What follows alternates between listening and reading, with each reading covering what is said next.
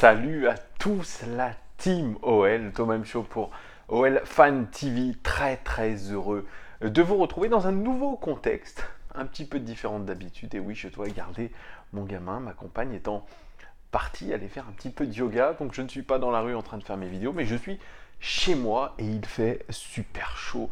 C'est pour ça que je luis un petit peu, désolé aussi pour la luminosité.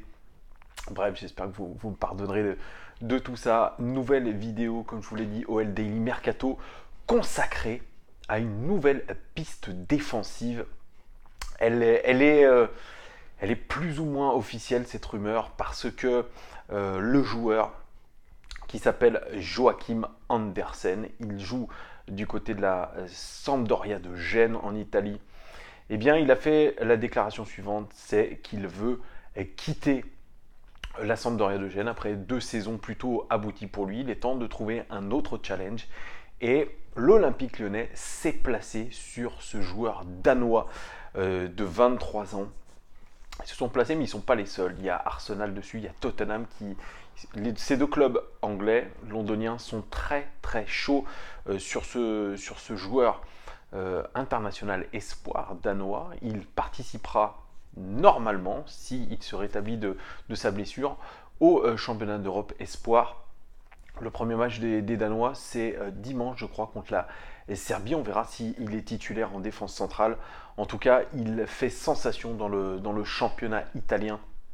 Et son histoire, sa trajectoire de carrière, elle est assez rectiligne et en mode fusée, parce que depuis qu'il a débuté le foot, il ne fait que progresser. Alors, comme je vous l'ai dit, 23 ans, 1m92, 90 kg, gros gabarit. Ça, c'est un peu à quelque chose près le gabarit de Marcelo, votre ami Marcelo. Alors, il est né à Solrødstrand au Danemark. Il a fait ses gammes au Greve Folbold. Je ne connais pas le Danemark, mais s'il y en a qui connaissent, n'hésitez pas à me le dire. Avant de rejoindre l'académie du FC Copenhague en 2009, où il reste 4 ans avant de rejoindre Midtjylland. C'est un club phare du championnat danois, qui a une académie encore plus prolifique et qui a formé notamment Victor Fischer, qui joue au FC Copenhague, et Pione Sisto, qui joue au Celta Vigo et qui sera aussi dans la sélection espoir du Danemark. De nombreux clubs européens s'intéressent déjà à lui, et c'est le FC Twente aux Pays-Bas qui récupère le joueur. Ça, c'est un accélérateur de développement pour lui. Il joue alors pour l'académie du club et intègre peu à peu le groupe pro. À ce stade, il a déjà beaucoup progressé dans son développement pour devenir un défenseur central impressionnant, balle au pied, avec un appétit pour le développement personnel. C'est un garçon très motivé depuis son jeune âge. Il poursuit sa trajectoire en devenant un élément incontournable des espoirs danois. On aura l'occasion de le voir à l'œuvre, on espère. C'est là que la Sampdoria de Gênes rafle la mise en 2017. Il rejoint la Samp en 2017 et il devient un élément clé de la formation italienne en étant un titulaire indiscutable de cette équipe. C'est pour vous dire, à 23 ans, déjà 2 ans de championnat italien, vous connaissez la rigueur du championnat italien, vous connaissez le sens tactique, le côté défensif du championnat italien. C'est pour ça que déjà ça lui fait une énorme expérience. Alors, ce joueur, il a évidemment des points forts, il est très grand, ce qui lui donne tout de suite un avantage par rapport à une majorité d'adversaires. Il a notamment aidé la défense de la Sampdoria à ramener la moyenne de buts concédés par 90 minutes de 1,57 à 1 but, ce qui est plutôt pas mal. C'est aussi la Sampdoria Gênes, il faut un petit peu relativiser. C'est la 10e défense du championnat d'Italie, du dernier championnat d'Italie. 51 buts pris. Au niveau des expected goals qu'ils auraient dû concéder, mais ils auraient dû en concéder 55. Ils ont été en légère surperformance, mais vous voyez, c'est une défense qui n'était pas non plus terrible. Alors, on ne peut pas tirer à boulet rouge sur Joachim Andersen. Vous savez, quand la défense elle prend l'eau, c'est pas uniquement le fait de cette défense, mais avant tout un travail d'équipe qui n'a pas été fait, un travail de défense qui n'a pas été fait. C'est la 10e défense du championnat, comme j'ai dit, et la 12e défense selon les expected goals encaissés. Aussi, au niveau de ses points forts, c'est un expert des interceptions et des dégagements. Il gagne beaucoup de duels, car il est mature, il est dominant pour son âge, ce qui dissimule un petit peu son inexpérience dans les grands championnats. Je vous dis uniquement 2 ans dans le championnat italien, mais aujourd'hui, on peut dire que 2 ans dans le championnat italien, ça correspond à peut-être 5 ans dans un championnat mineur, je dirais. C'est un joueur qui défend très très bien aussi dans ses 6 mètres. Il est vif et décisif et il aime surtout la relance en portant le ballon très très haut. Ça me rappelle un certain Edmilson, grand défenseur brésilien qui est passé du côté de l'Olympique Lyonnais. Alors, il aime monter assez haut sur le terrain, prendre des risques à la relance parce qu'il lance souvent ses milieux et ses attaquants en profondeur grâce à sa très très belle qualité de passe. Moi, je dirais que c'est un véritable libéro, déclencheur d'attaque par sa vision de jeu. Oui, il a une très très belle vision de jeu.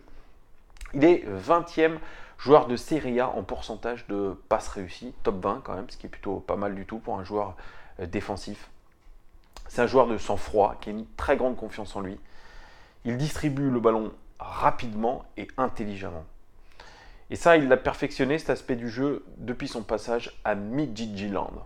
Bon, je n'arrive pas à parler le danois, pardon. À l'époque, l'entraîneur de Midtjylland, il indiquait à ses défenseurs de prendre des risques à la relance.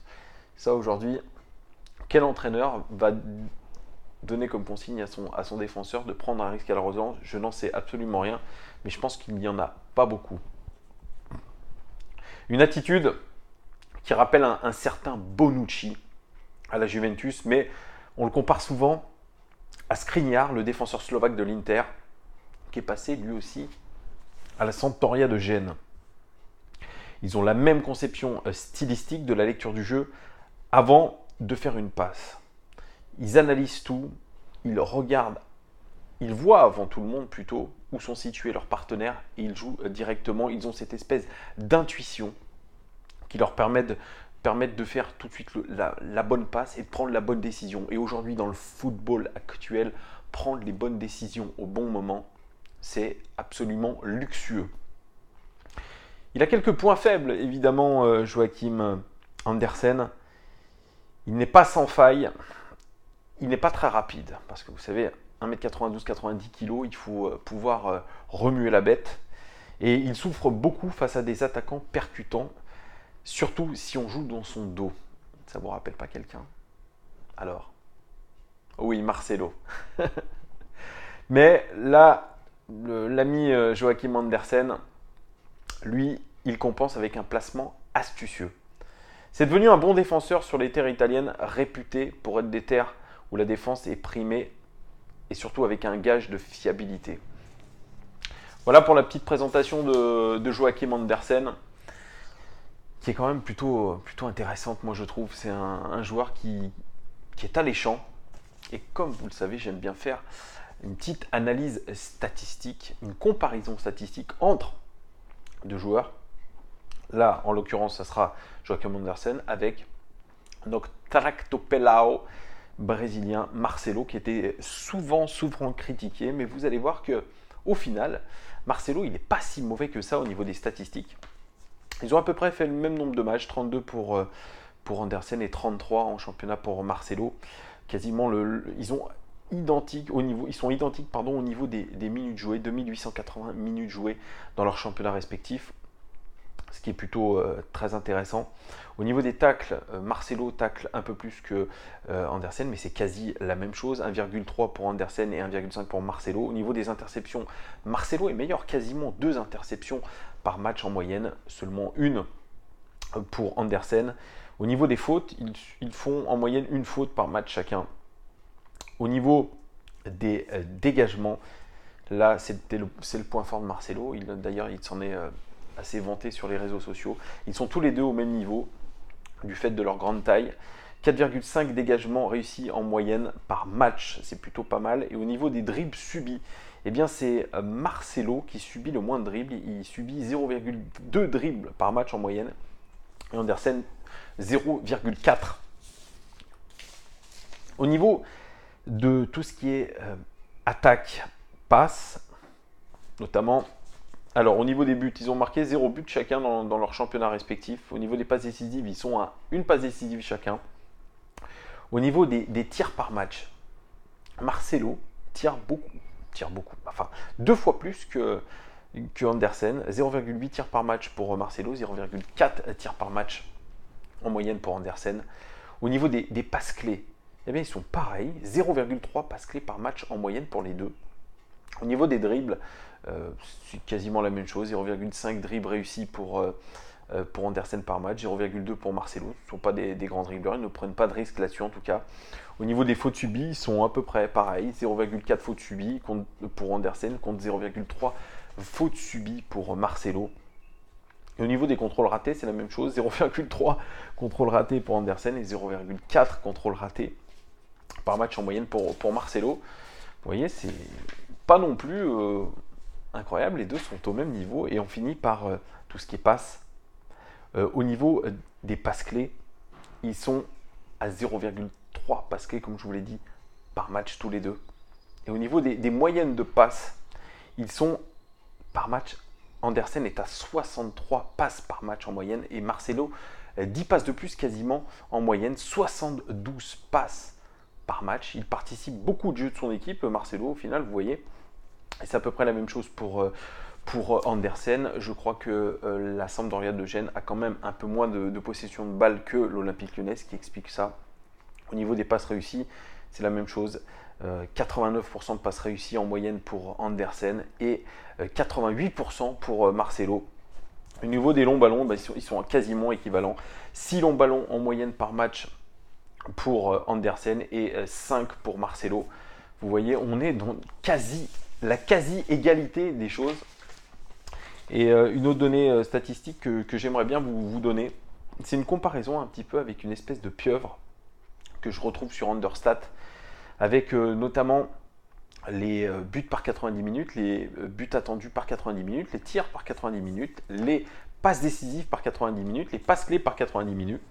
Ça, c'est une donnée très très intéressante, je trouve en tout cas. Et ce qui est marrant, c'est que sur la pieuvre que vous voyez en infographie, eh bien, les deux joueurs sont quasi similaires, exactement ce que je vous ai montré, enfin ce que je vous ai décrit auparavant.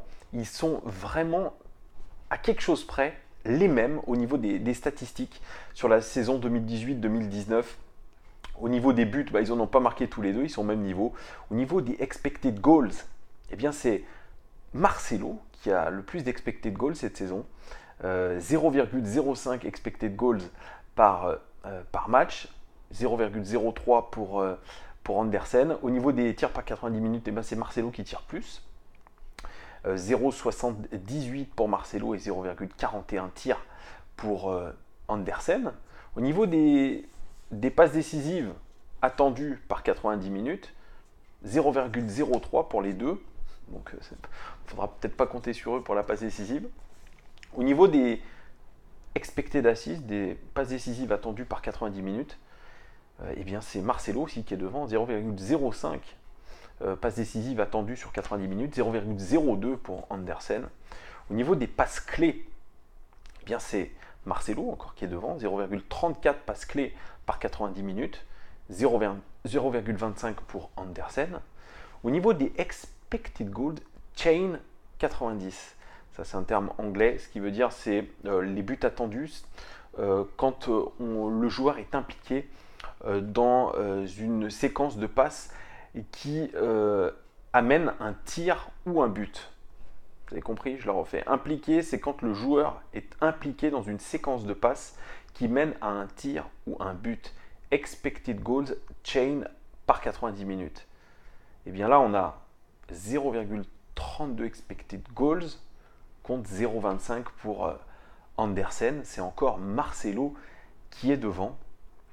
Légèrement plus, mais vous voyez qu'il est plus impliqué dans la phase de construction que Andersen, ce qui peut paraître complètement ubuesque par rapport à ce qu'on a vu cette saison.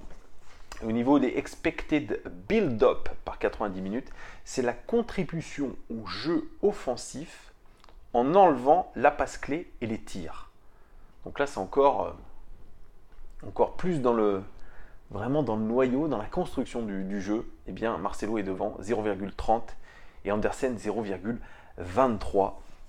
Vous voyez, on est avec un Marcelo qui est légèrement devant Andersen, ce qui est très étonnant. Vraiment, euh, on a souvent critiqué Marcelo la saison dernière, je l'ai critiqué, mais il faut dire qu'au niveau statistique, eh bien, c'est quand même plutôt pas mal. Vous me direz, le jeune de 23 ans, Andersen, il a 2 saisons dans les pattes au très haut niveau, puisque le championnat, c'est le championnat italien, c'est le très haut niveau, et il arrive au même niveau qu'un joueur qui a 32 ans et qui joue au foot depuis plus de 10 ans et qui a beaucoup d'expérience. Donc là, on voit que Andersen a une vraie maturité et est capable de jouer à un très haut niveau très rapidement et qu'il a surtout une marge de progression qui est phénoménale. Mais ça met aussi en relief le fait que Marcelo n'a pas fait une si mauvaise saison que ça. On lui reproche souvent peut-être dans les moments clés d'un match de ne pas être assez attentif, de ne pas avoir fait le bon geste, de ne pas avoir été attentif. Mais sinon, franchement, dans la globalité de la saison, notamment en Ligue 1, eh bien c'est plutôt pas mal. C'est quand même un défenseur plutôt fiable.